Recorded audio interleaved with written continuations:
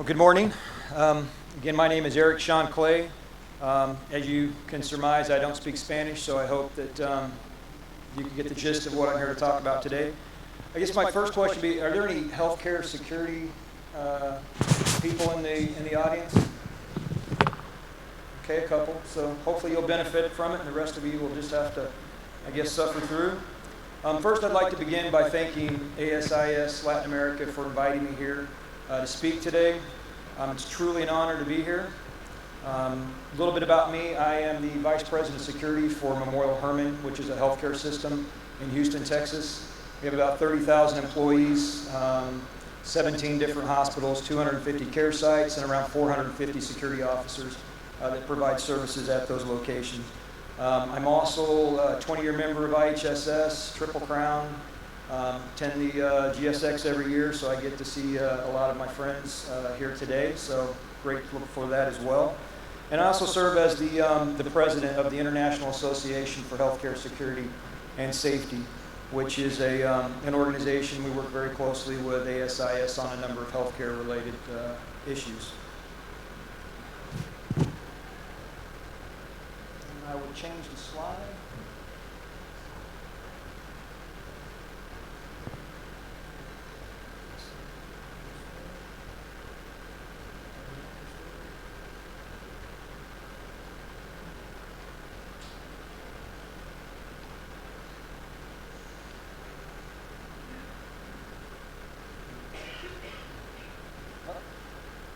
Okay, there we go. That probably should have been up first. Just a little bit about who I am. I kind of went through that already, so I'm going to move straight on. Okay, these are some of the causes of increased level of violence. There's a lot of different reasons why I think in healthcare we're seeing so much violence going on. Some of the recognized factors can be sometimes our physicians have to give bad news to emotionally unstable patients or those that have poor coping skills.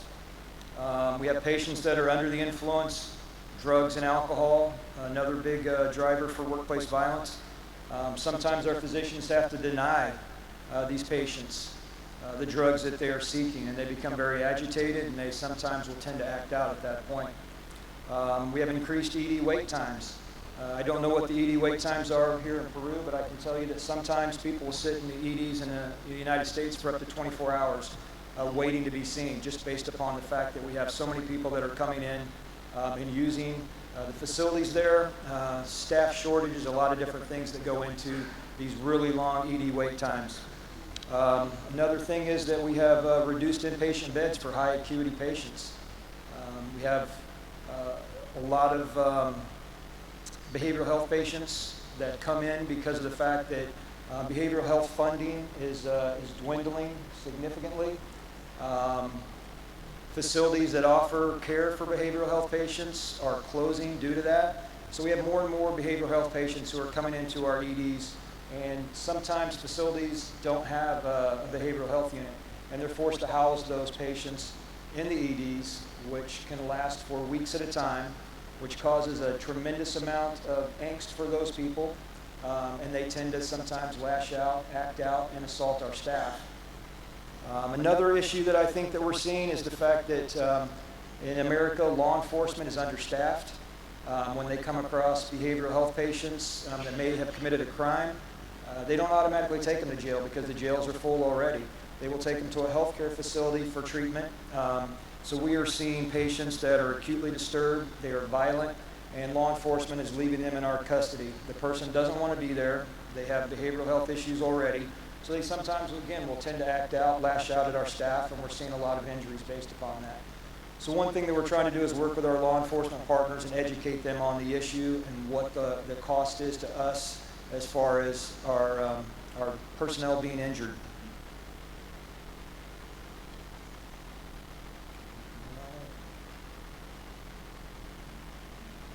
The violence can come from a myriad of different places, but primarily what we see patients, we see family and friends of patients, we see colleagues, and we see outsiders. I'm just going to kind of go through some of these and let you know my personal perspective on it.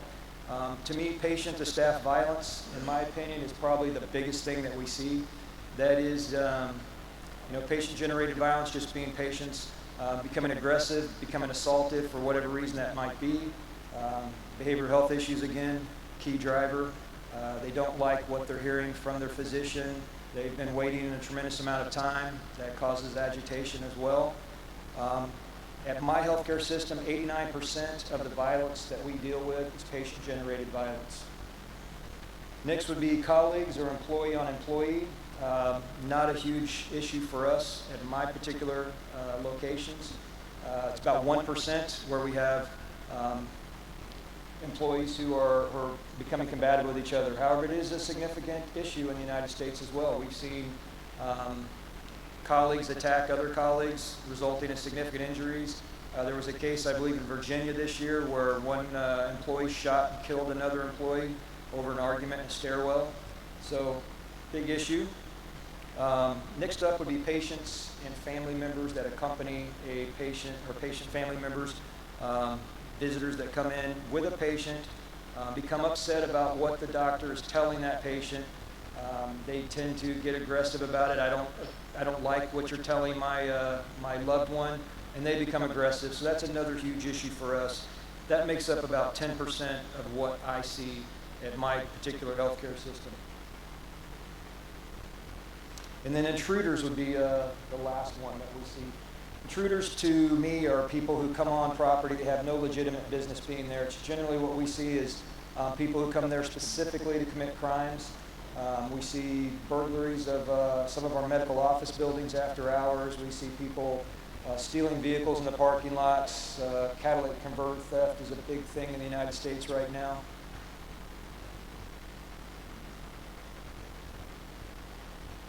So patient-related risk factors can include a number of things.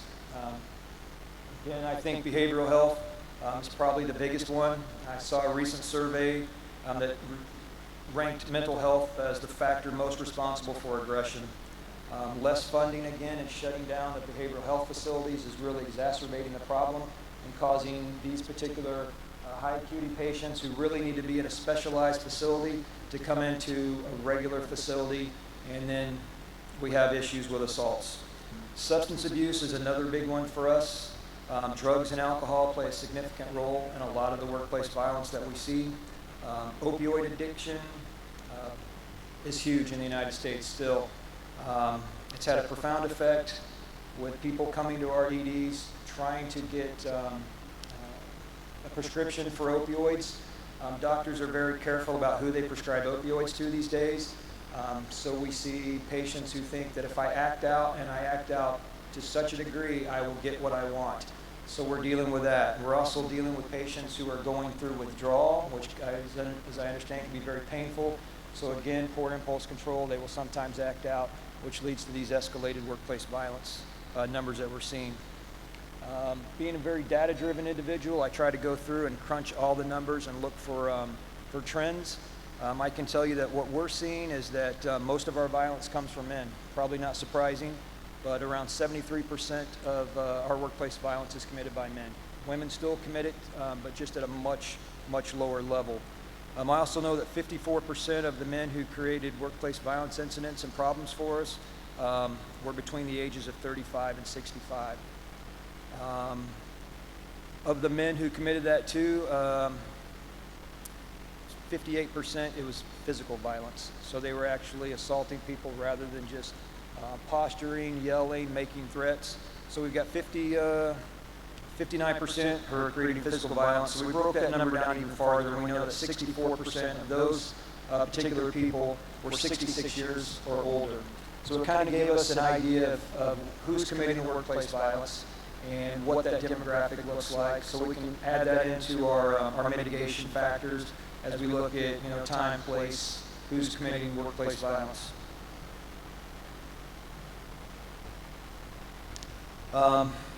Patients and visitors can see your facility as an easy target sometimes. There's a number of things you can do to prevent that.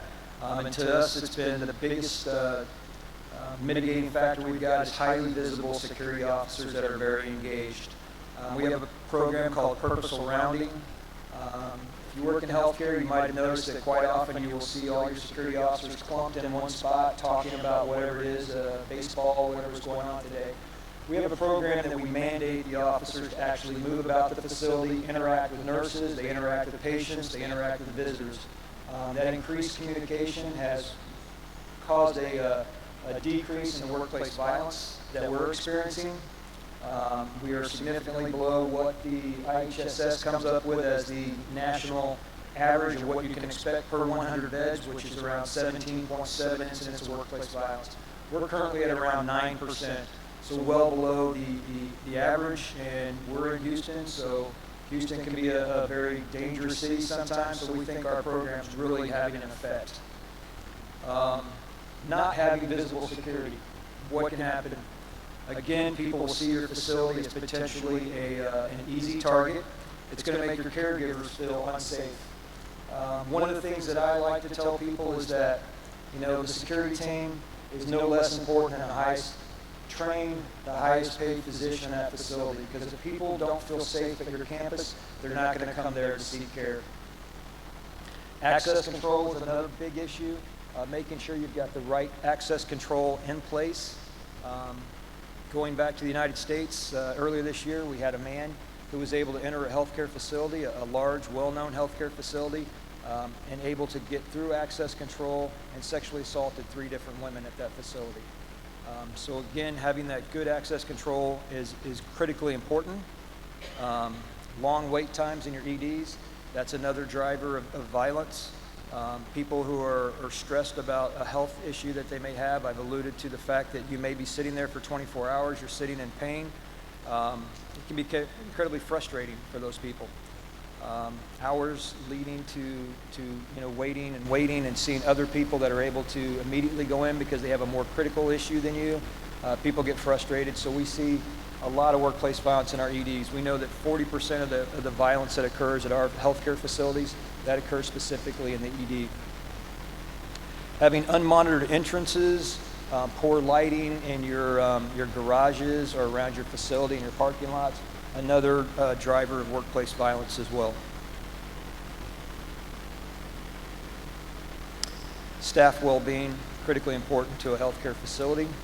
The anticipation of violence creates anxiety, and a lot of times I feel like what security does is we mitigate risk and we mitigate anxiety. We want our people to feel as safe as they possibly can while they're on their campus. That helps with the retention, it helps with the recruiting, it helps with patient outcomes, it helps with the HCAP scores, which is how we're rated and how we get reimbursed by the government. So really making sure people feel safe is of critical importance. Especially when you consider a recent survey that has come out that said 77% of nurses expect to be assaulted while they're at work. So that's a full 3/4 of healthcare nurses are saying, I anticipate being hurt while I'm at work today. And that to me is just incredible, because I can't think of very many occupations where you say, I've got a better than average chance of someone hurting me today, and you still go in each and every day and perform your duties. In addition to the initial pain that can occur when you're assaulted, there's a lot of long-term effects that can go with that as well. We've seen severe injuries. I've seen nurses who have had their pelvis broken. I have seen security officers who had their nose broken. I have seen nurses who have had traumatic brain injuries because someone slammed them into a wall. We also are seeing, in addition to severe injuries, we see disability. She was medically retired. She was unable to work due to chronic pain after that assault. There's psychological trauma that goes with this as well. And it's not just the caregiver who's assaulted, it is the caregivers who are around who see this assault, and then they come to say, this is something that could happen to me. So, huge issue. And again, we've seen deaths, caregivers who have been killed by patients. So it's very important that we address the anxiety side of things as well. And according to the CDC, workplace violence is associated with a lot of different issues, a lot of different health concerns. 21% greater risk of depression for caregivers, 31% greater risk of developing PTSD, and a 26% greater risk of having suicidal thoughts.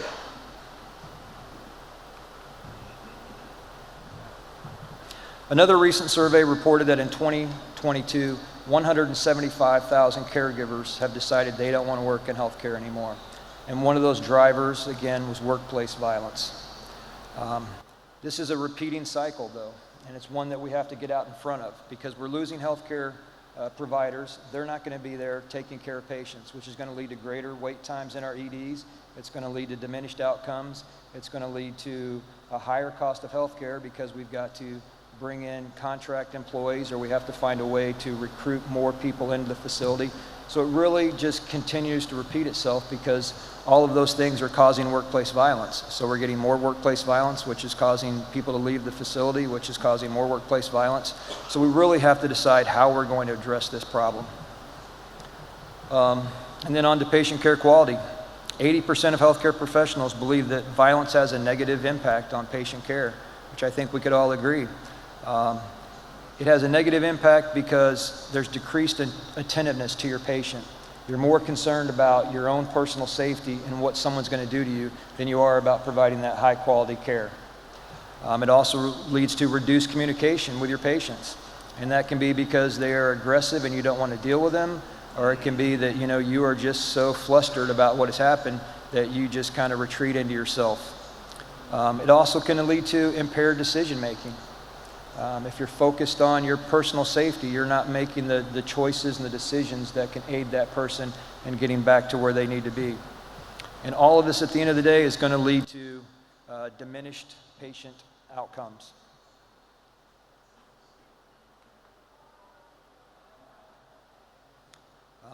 There's also financial outcomes to consider. Healthcare workers who experience workplace violence are 60% more likely to take paid time off or sick time than those who do not. And this results in hospitals spending an approximately additional $90 million per year. $90 million that could be used to bring on additional resources, that could be used to upgrade infrastructure, that could be used to purchase new equipment, added to security budgets to keep people safer. All of these things are being spent on workplace-related disabilities. So reducing workplace violence improves clinical and financial results. While the consequences of workplace violence are clear, so are the benefits of creating a safe and warm and welcoming environment for your staff and your patients. Patients and caregivers not only report higher morale, about 27% whenever we put these sort of initiatives in place.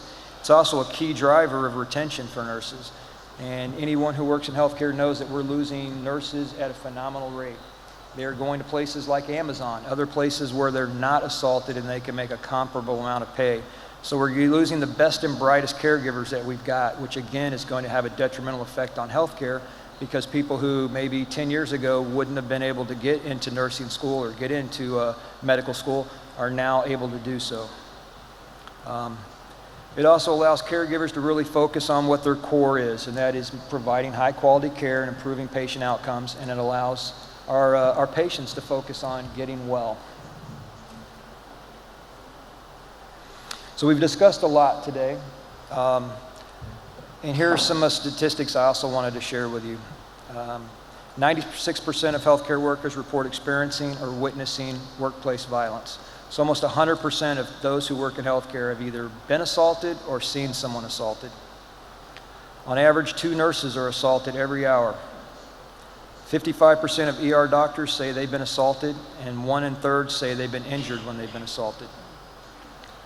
85% of ER doctors were threatened. 85% of nurses report considering leaving the field. So how does this impact you? It's not isolated to healthcare. One of the things that we really want to educate people on is that access to healthcare is important to a community.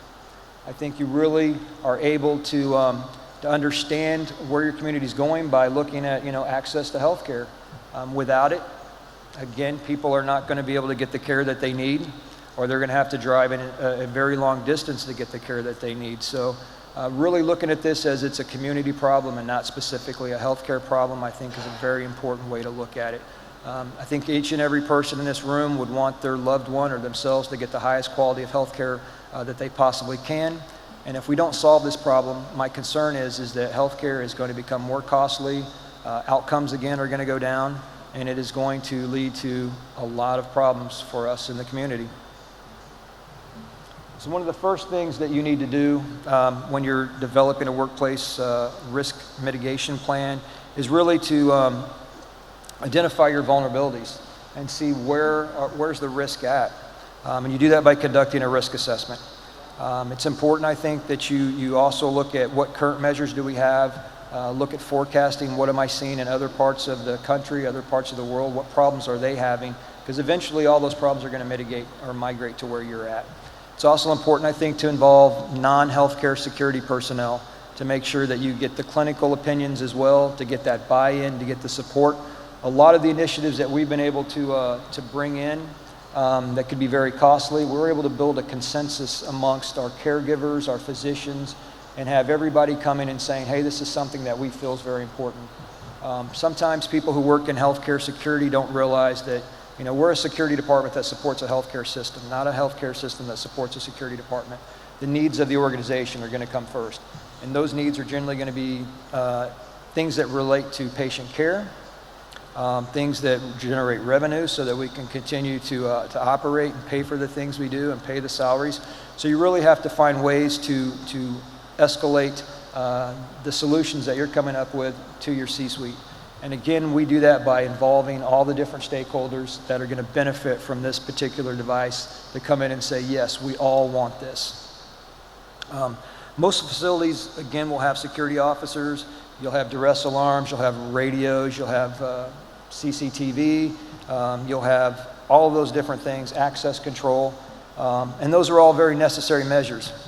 However, more robust security measures are really something that should be considered as well. Some of those things could be enhanced surveillance with AI built into it. It could be analytics built into your cameras as well. You know, one of the things that we are looking into right now is on our exteriors of our buildings of adding analytics to those cameras that look for firearms so that we can see people manipulating firearms in the parking lot, coming towards the facility with a firearm, and it gives our officers a ability to respond more quickly before they get to the facility. We're also looking at personal duress alarms. There's a lot of great products out there that allow your nurses to instantly notify you, and using real-time location services, it's able to tell you exactly where in the space they're at. We've implemented concealed weapons detection devices at our facilities to prevent firearms from coming in, and it has been eye-opening on the number of weapons that were coming in that we had no idea. We have stopped hundreds and hundreds of guns from coming in our facilities, as well as knives. Autonomous robots is another thing that we're looking at right now to patrol some of our medical buildings when there's no one there after hours. It is a great tool, I think, that communicates back with our SOC and lets them know that there is something going on, whether it be smoke, it be glass breakage, someone moving about the building. So a lot of great things that you can use there. I feel like I've gotten ahead on my slides. Reporting mechanisms. One of the things that we struggled with was getting nurses and doctors to report incidents of workplace violence. You'll quite often find that nurses will consider this just to be part of the job. And we really need the most accurate information that we can come up with so that we're able to really develop a plan that's effective. And again, we know all the people, the people who are committing the workplace violence. We know the times that workplace violence is being committed in our facilities. We know the locations of it. We gathered so much data, and that allows us to really develop a plan on how we're going to combat that, whether it be adding additional resources at this time or better nurse training. One thing that we try to do is in our Purposeful Rounding program is if we see a unit or we see a particular nurse or a physician who is experiencing workplace violence more so than others, we look at how is that occurring, what is the driver for that.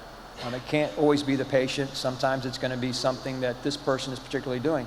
Sometimes it can be as simple as the nurse will go into the room and let the patient get between her and the door. And so we do what's called just-in-time training at that point, and we say, hey, here's what we're seeing on your particular unit.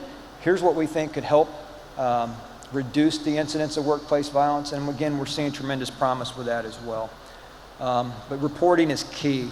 If we don't know the problem, we can't solve the problem.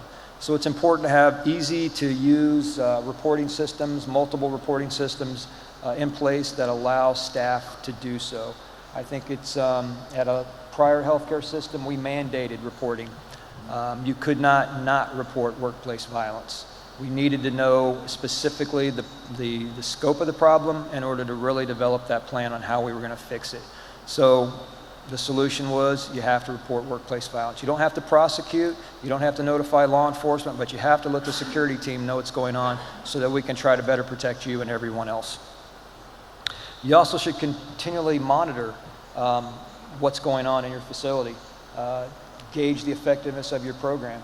You know, the program can be good today, but tomorrow it may need some tweaking. You need to stay on top of that and develop these plans in real time, continually revisit them, making sure that what you have is as effective as you possibly can so that you can deploy your resources in the most effective way possible.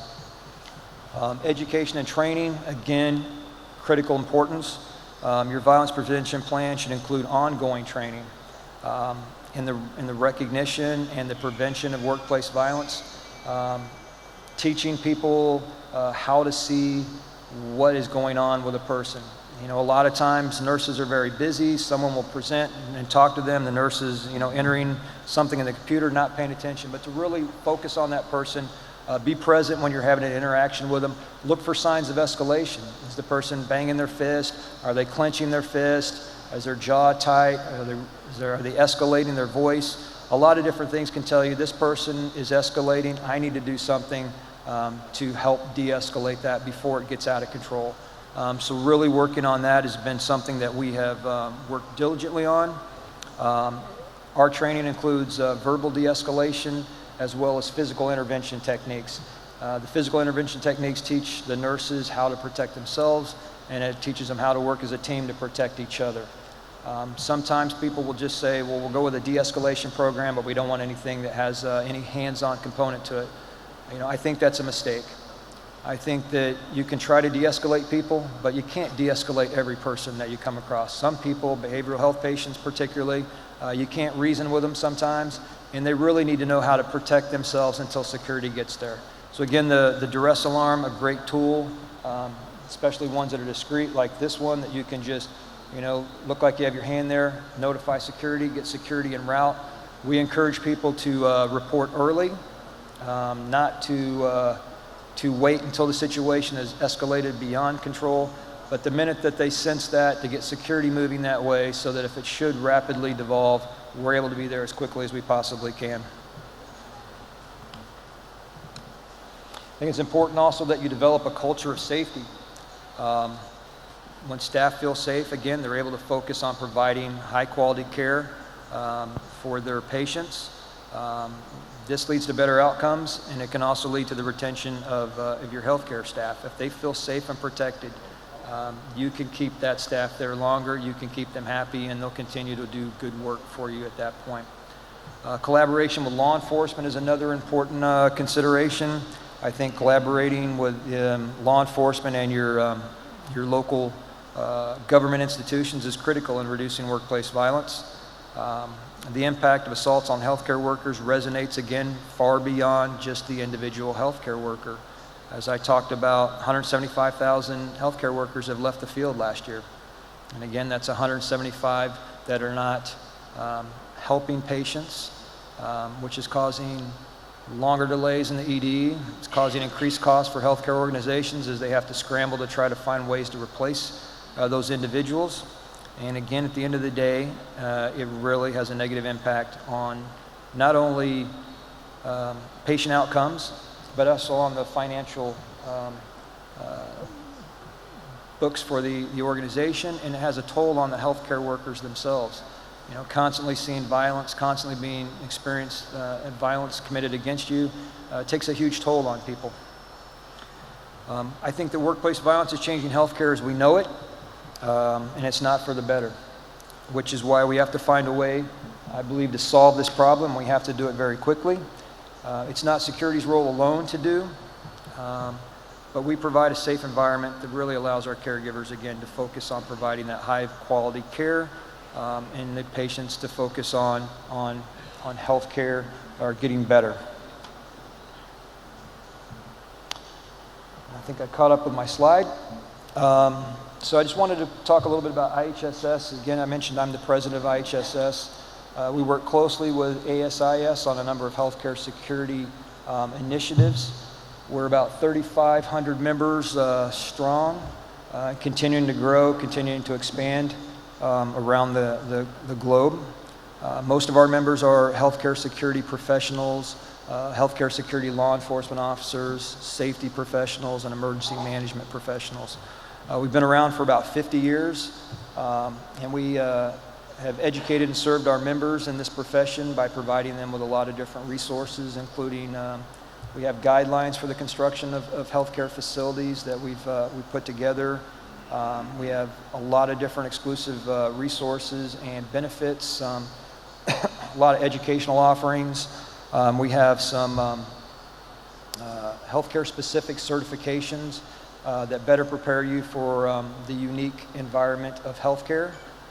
So just wanted to put that plug in. If anyone's interested, I'm certainly happy to talk about ASIS and IHSS as well. And I think that is all that I have. Is there any questions that I can answer for anyone? So typically the security team responds to an emergency, right? When you have violence in the workplace. How you're working with the health team, the health, the medical team or the nurses in order to quickly identify when they are in danger. You mentioned about the detection as soon as possible is so important in order to prevent violence. How you're working with them in order to have the right tools to detect the signs. We have a number of different trainings that we've developed, and it really is just to make them present, to see what's going on, to involve security as early as they possibly can. There's often a feeling that I don't want to bother security unless it's something legitimate. We've approached them with the idea that we have is we would rather get there and it turn out to be nothing than for you to call us late and you got assaulted. So part of that purposeful rounding program is really an initiative to try to get us integrated into the care team. So we're having greater conversations with the caregivers themselves. I think we bring a unique skill set to the game, and we recognize things, different behaviors that perhaps nursing wouldn't recognize. So we get involved, we have huddles, they talk about here's the patients that we've got. This particular patient earlier today was agitated, he was doing this, so we go, we need to pay special attention to that person. Or if we get a call, we can say, I can predict it's probably going to be that person right there. So really being integrated into the care team has been very beneficial to us because it's just increased that communication. They're telling us what their concerns are. We become that, not break in case of war. We'll get security out there or a stick that they wave at people and go, don't make me call security. Now we have this really great relationship and they communicate with us more often, more quickly, which I think has really led to the reduction in workplace violence that we're seeing because we're aware of problems much sooner. We are walking through the EDs, we're walking through the high-risk units, we're walking through the lobbies of those facilities. So there's a very visible presence, a very engaged presence for security. It's not where you see your security officer and they're sitting at their desk looking at their phone. Our officers are up and moving and going through the ED and like, how are you, sir? How are you, ma'am? Anything we can do for you? So they intervene much earlier, and people, I think, if they see a switched on security department, they're less likely to do things. If they see a very complacent, unengaged security department, they make that judgment and say, I can probably get away with a lot more here. So I think it deters crimes from occurring on our property. They go someplace that's a softer target, and it helps keep everybody safe at our facilities. Mr. Gibbs. Eric, great presentation. Thank you. It seemed to me that from the studies I've read, there is a disproportionate number of amount of workplace violence in emergency departments, emergency rooms, maybe outpatient clinics. And the reason for that, as you say, people are coming there on their worst days, the visitors are, everything is going south. And there are long wait times, there's lack of compliance, people don't know what to do, there's kind of frustration. It would seem to me that you wouldn't even need security if it could be an aide or an adjunct if you had someone in the emergency department sort of tending to patient care, making sure that people weren't getting frustrated, that their needs were taken care of. They don't have to be security. They can just be, you know, a trained staff person who has some of those skills, can circulate through. It's like, have we taken care of your issue? The wait's not going to be too much longer. Can we get you anything? How are you feeling? That sort of thing. Is that what your security staff does, or are there other personnel? I haven't seen that. I've been in the emergency room a few times, and people get very frustrated and aggravated. I think that's a fantastic idea.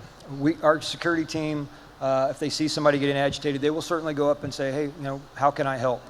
But having someone dedicated like that, I think, is a very patient-centric focus, and a lot of organizations are talking about patient-centric focuses.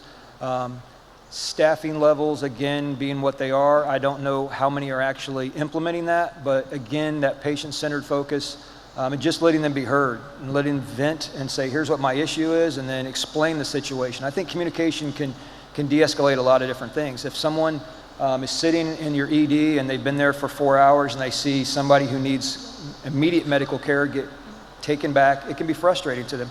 But if they were just communicated to and said, hey, that person just had a heart attack. You know, you've got potentially a broken bone. We have to triage people based upon the greatest care that's required. That would be beneficial. I mean, to a lot of people. Behavioral health patients don't necessarily function the same way that a lot of people do. But I think communication is certainly a key, and that's one of the cornerstones of our purposeful rounding program, is increasing the communication between medical staff, ourselves, even visitors and patients, really interacting with them. We've seen a lot of times where a patient would be very upset with nursing staff or medical staff. Security can come in and be like, hey, what's going on? And we've had a positive interaction with that person before. So they're like, well, you know, here's what they're doing, and we can help you. You know, they're doing that because of this particular reason. They've got to do this first, and it's going to make you better, whatever the case may be. But developing that rapport is critical, I think. So, spot on.